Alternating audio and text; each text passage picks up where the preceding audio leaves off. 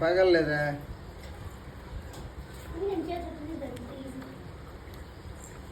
ఉండు నువ్వు అటు కొట్టుకుంటా ఉండు.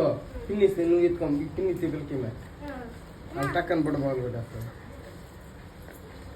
ఉండరా తినేసి అటు కొట్టుకుంటా ఉండు.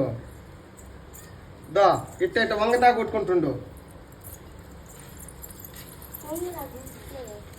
ఇంకో పాపకి అందనే